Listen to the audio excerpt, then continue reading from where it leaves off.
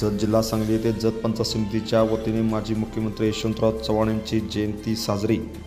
जत पंचायत समिती जत येथे भारताचे माजी उपपंतप्रधान व महाराष्ट्राचे माजी मुख्यमंत्री पंचायत राजचे जनक यशवंतराव चव्हाण यांची जयंती मोठ्या उत्साहात साजरी करण्यात आली। या कार्यक्रमाप्रसंगी पंचायत समितीचे गटविकास अधिकारी आनंद लोकरे यांच्या हस्ते प्रतिमेस पुष्पहार अर्पण करून अभिवादन करण्यात आले। यावेळी सर्व विभागातील अधिकारी कर्मचारी मोठ्या संख्येने उपस्थित होते। सर्व अधिकारी कर्मचाऱ्यांनी प्रतिमेस पुष्पहार अर्पण करून अभिवादन केले।